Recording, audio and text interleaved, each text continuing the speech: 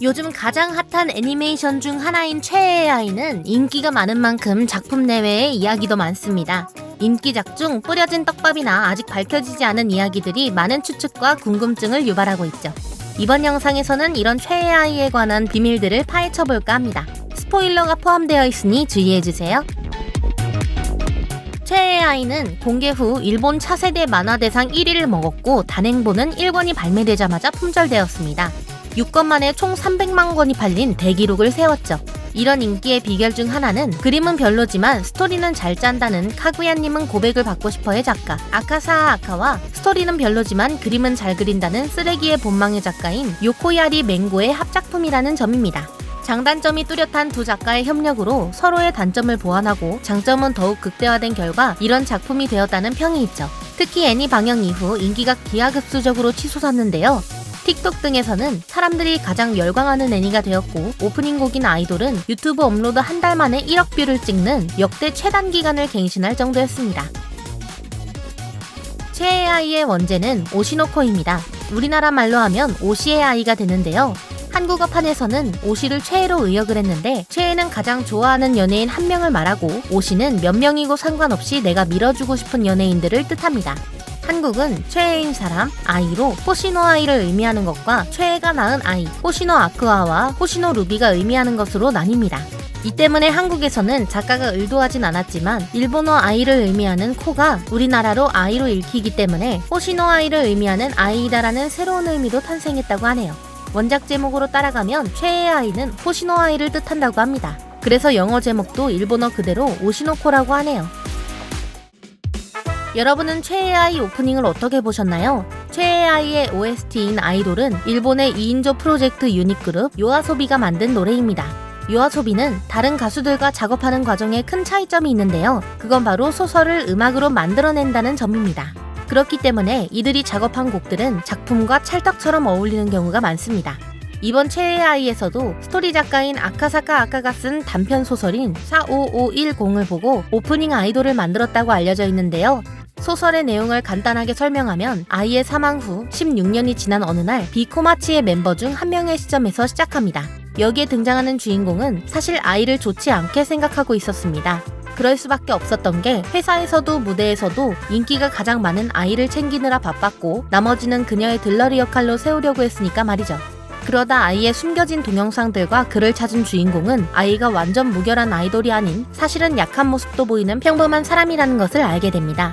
그러나 이런 모습을 인정하고 싶지 않았던 그녀는 아무도 아이의 약한 모습을 보지 못하도록 자신이 본 자료를 삭제하게 되는데요. 이 소설에 등장하는 주인공은 아이를 질투하지만 동시에 그만큼 아이를 동경하는 사람으로 등장합니다. OST를 들어보면 도입부의 천재 아이돌인 아이를 신봉하는 팬의 입장에서 가사가 적혀져 있습니다. 아이를 동경한 소설 속 주인공의 시점이죠.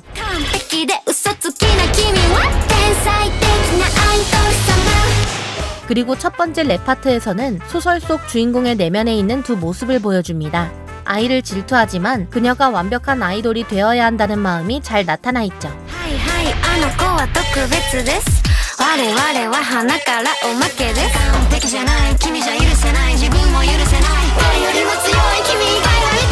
오피셜 무비 기준으로 2분 4초쯤에 나오는 두 번째 랩 파트에서는 시점이 아이로 바뀌는데요. 이때는 자신이 거짓말을 하면서 어떻게 살아가고 있는지 보여줍니다.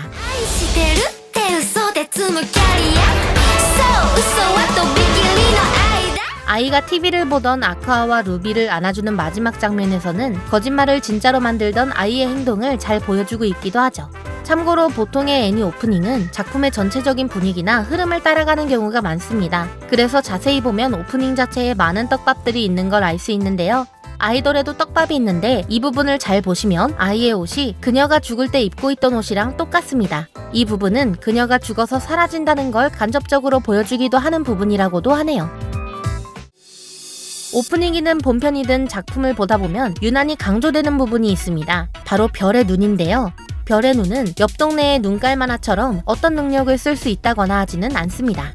그러면 작품의 장르가 아이돌물에서 능력 배틀물이 되니 말도 안 되는 소리이기도 하고요. 언뜻 보기에는 그저 예쁜 연출 정도로 생각할 수 있지만 사실 이 눈에는 숨겨진 의미가 있습니다. 별의 눈에 대해서는 개수와 색에 따라 많은 해석이 존재합니다. 아직 작가 공인이 없어 이렇다 하는 건 없지만 재능에 관련된 연출로 보여진다는 것이 시청자들의 의견인데요. 왜냐하면 사람을 속이는 눈, 거짓말을 진실처럼 느껴지게 하는 힘, 배우로서 최고의 재능이라고 언급할 때마다 눈을 비추며 작품에서 직접적으로 보여주기 때문이죠. 아이는 자신의 삶을 거짓말로 꾸며내 그것을 진실로 만드는 힘이 누구보다 강한 캐릭터입니다.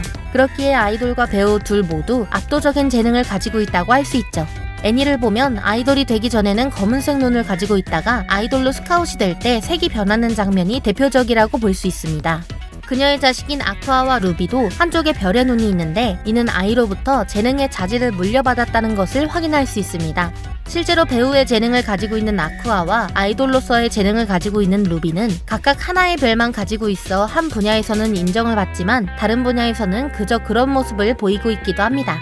별의 눈을 가지고 있지 않은 등장인물인 쿠로카와 아카네와 카타요세 유라도 아이를 따라서 진심을 다한 연기를 펼칠 때 꿈을 말할 때 별의 눈이 생겨나는 것을 볼 수 있습니다.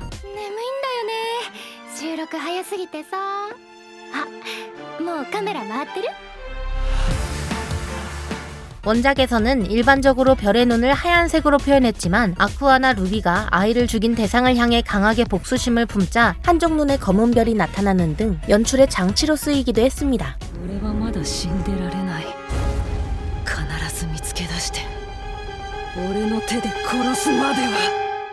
애니에는 아직 제대로 등장하지 않은 쌍둥이의 아빠이자 만악의 근원인 카미키 히카루도 검은색의 별의 눈을 가지고 있죠.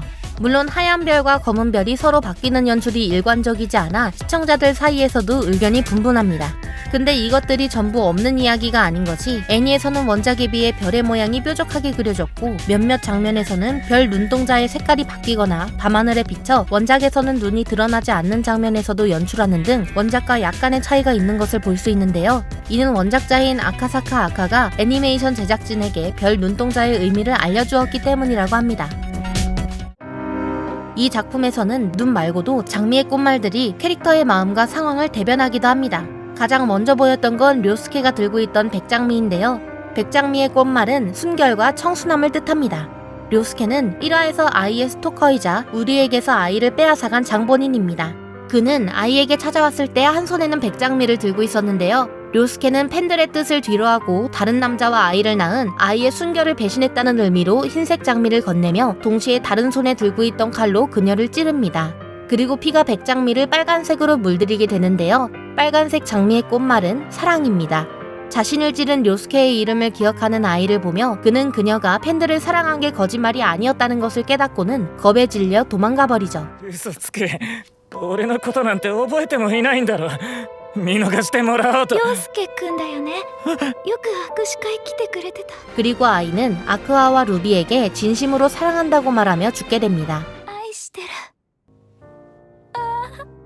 やっと言えた 참고로 아이가 죽은 뒤 그녀와 아쿠아, 루비가 같이 찍은 사진 옆에는 분홍색 장미가 있습니다. 분홍색 장미는 사랑의 맹세라는 꽃말을 가지고 있는데요.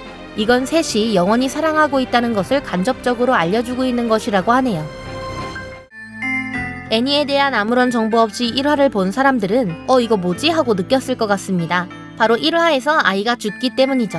그도 그럴 것이 단행본이나 포스터를 보면 누가 봐도 주인공은 아이라고 생각할 수밖에 없도록 대문짝만하게 그려져 있습니다. 하지만 사실 1화에 이미 아이가 죽을 것이라는 사망 플래그들이 존재했습니다. 대표적으로 미래의 인터뷰에서 이 영화는 아이에게 바친다라는 장면이 있는데요. 이 말은 유명 아이돌 아이에게 바친다라는 말도 되지만 죽은 아이에게 바친다라는 해석을 할 수도 있습니다. 아무것도 아닌 것 같지만 일부러 확실하지 않은 애매모호한 말을 써서 떡밥을 남긴 것이죠. 루비가 믿는 사람은 아쿠아뿐이라고 하는 장면에도 이미 죽어서 옆에 없는 아이가 아닌 옆에 같이 살고 있는 아쿠아만 믿는다라는 의미를 내포하고 있었다고 하네요. 사실 아이가 죽고 주변 캐릭터들이 아이의 자식으로 환생한다는 떡밥도 찾을 수 있습니다. 1화를 보면 시간을 강조하는 장면이 2개가 있습니다. 바로 고로와 사리나가 환생을 하기 전에 봤던 시간인데요. 고로의 회상 속에서 아이에 대해 말하는 사리나의 휴대폰은 18시 50분을 가리키고 있었습니다. 그리고 고로의 산부인과에 임신한 아이가 찾아왔을 때 봤던 휴대폰의 시간도 18시 50분을 가리키고 있었죠. 이건 우연히 겹친 시간이라고 생각할 수 있지만 우연이라기보단 두 사람이 시간과 공간을 초월해 같은 시간에 다시 만난다는 연출로 그려지고 있습니다. 더군다나 18시 50분 초저녁 서쪽에서는 금성이 보이는 시간이기도 한데요.